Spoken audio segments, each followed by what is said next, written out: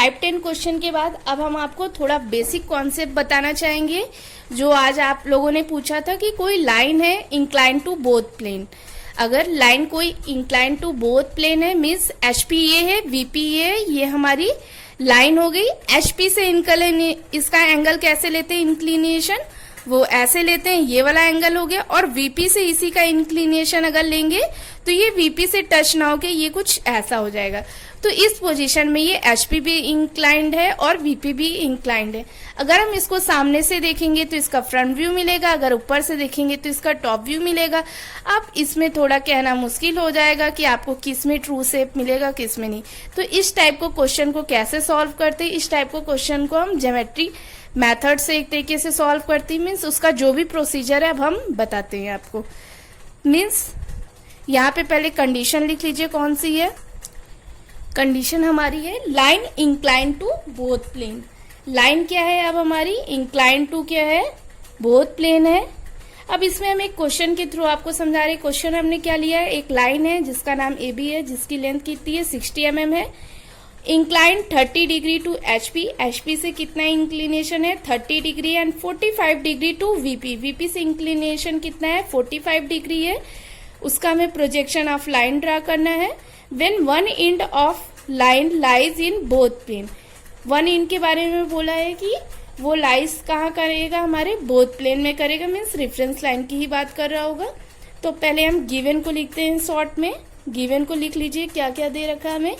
TL दिया है 60, VP से रिलेशन क्या दिया हमें, इंक्लाइन 30 डिग्री या इसी को थीटा 30 डिग्री, सॉरी एचपी से वीपी से रिलेशन क्या दिया हमें, इंक्लाइन 45 डिग्री या इसी को हम क्या बोलते हैं फाई 45 डिग्री बोलते हैं। इतना हो गया। अब वन इन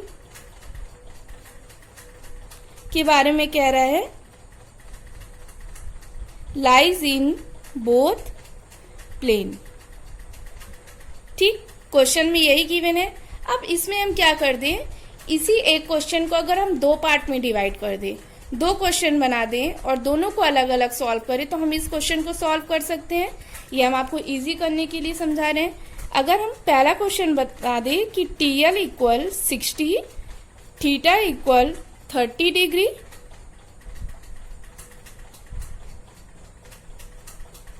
और वीपी से पैरेलल बोल दें, तो अगर हमें क्या है ट्रू लेंथ दिया है, थीटा दिया है, मीन्स हम क्या करेंगे कि रेफरेंस लाइन पे एक पॉइंट लेते हुए थीटा डिग्री का कोड बनाते हुए एक लाइन खींच दी, उस लाइन पे 60 डिग्री का कट कर दे तो हमें क्या मिलता है, एलिवेशन वहां रहेगा ट्रू लेंथ में ही, तो हमें वहां पे प्लान मिलता है, एक्स मिलता है। अगर इसी को हम दूसरे पार्ट में बेक कर दें कि टीएल इक्वल अभी भी 60, अब फाई इक्वल हमें 45 दिया है। अगर फाई के वीपी के साथ इंक्लाइंड है तो एचपी के साथ पैरेलल होगा, ये पता है आपको। अगर वीपी के साथ इंक्लाइंड है तो मीन्स आपका प्लान और वीपी सेम है, एक्स और टीएल इक्वल है, तो इसके कंस्ट्रक्शन से जो आपको मिलेगा वो क्या मिलेगा, वाई मिलेगा, मीन्स एलिवेशन मिलेगा।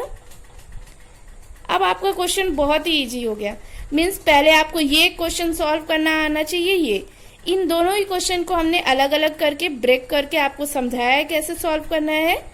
अब इन्हीं दोनों को हम एक साथ कर देंगे कंस्ट्रक्शन में। तो मीन्स सबसे पहले आप क्या कीजिए, रेफरेंस लाइन बना लीजिए।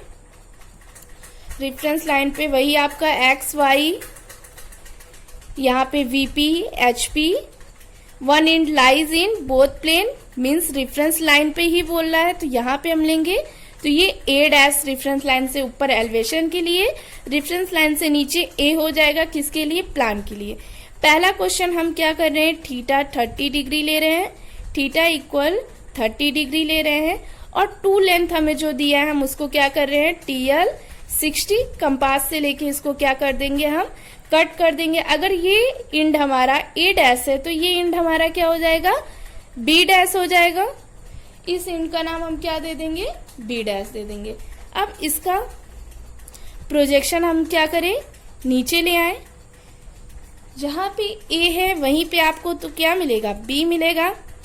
तो अगर ये हमारा क्या था, TL60 था, ये हमारा एक तरीके से TL60 ट्रू लेंथ हो गया। इसके प्रोजेक्शन से जो नीचे AB मिल रहा है, ये हमें क्या मिल रहा है, X मिल रहा है, प्लान मिल रहा है। अब सेम क्वेश्चन नीचे वही सेकेंड वाला कीजिए। यहाँ से 545 पे एक लाइन ड्रा कर लीजिए।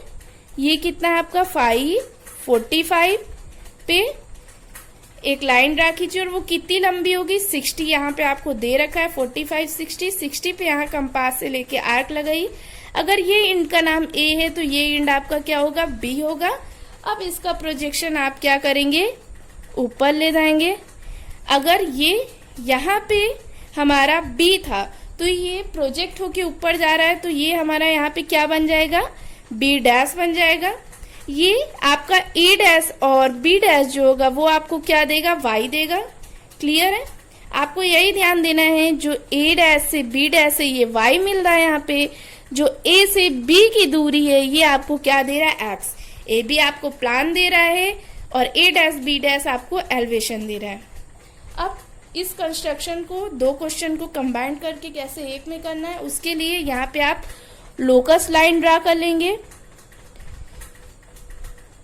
मीन्स जो इसका एक्सट्रीम पॉइंट है वहां से एक आप लाइन ड्रा कर ले रहे हैं, इसको आप लोकस लाइन बोलेंगे। ये लोकस लाइन का भी रेशियो भी होता है। बहुत लोग रेफरेंस लाइन के जैसे ही इसके पैरेलल लाइन से जो ड्रा करते हैं उसको भी लोकस लाइन कहते हैं।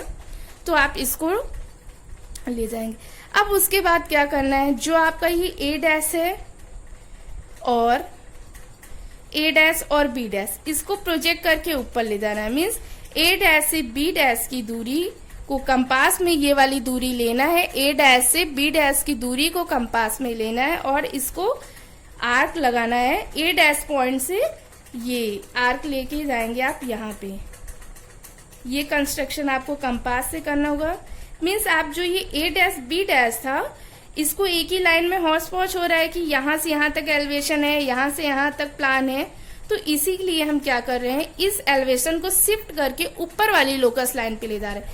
शिफ्ट करने का मेथड क्या हो सकता है, लाइन हमको पता है कि इसी लाइन पे कट करना चाहिए, तो कंपास से ये वाली दूरी लेके कट करेंगे, इसको इससे यहाँ पे मिलाएंगे। इसी B डैश को हमने शिफ्ट कर दिया यहाँ पे, तो ये A डैश B डैश हमारा क्या हो जाएगा, Y मीन्स एलिवेशन हो जाएगा। सेम प्रोसेस नीचे करेंगे। A और B आपका क्या है, प्लान है। लोकस लाइन प्लान आपको मालूम है कि नीचे आना चाहिए रेफरेंस लाइन से, तो इसीलिए इस वाली दूरी को A और B की दूरी को लेके कंपास में क्या करेंगे, आप नीचे की ओर ले आएंगे। और आर्क का यहाँ डायरेक्शन देना बहुत ही ज्यादा इम्पोर्टेंट है, तभी क्लियर होगा कि आपका आर्क किस साइड से किस साइड गया है। जो ये A और B मीन्स जो ये B था आप शिफ्ट करके यहाँ पे ले आए, ये AB आपका क्या हो जाएगा, X हो जाएगा। इतना हो गया। उसके साथ साथ आपने क्या लिखा, theta, phi, X, Y, TL ये भी था, TL आपका ये भी था ट्रू लेंथ। अब नया आपको क्या लिखना होगा, ये एक एंगल है, इसको आप क्या बोलते हैं, अल्फा बोलते हैं। जो एलिवेशन के साथ रेफरेंस लाइन और एलिवेशन के बीच में एंगल बन रहा है, ध्यान से देखिएगा, रेफरेंस लाइन और एलिवेशन के बीच में, रेफरेंस लाइन और एलिवेशन के बीच में जो एंगल बन रहा है उस एंगल को हमने क्या नाम दिया है, अल्फा दिया है। जो रेफरेंस लाइन और प्लान के बीच में एंगल बन रहा है ये वाला, इस एंगल का नाम हमने क्या दिया है, बीटा दिया है। और साथ ही साथ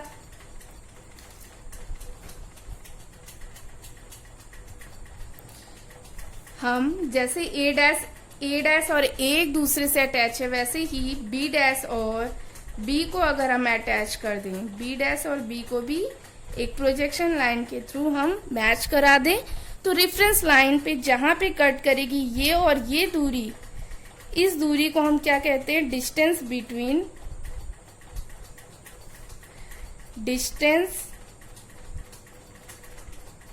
बिटवीन इंड प्रोजेक्शन।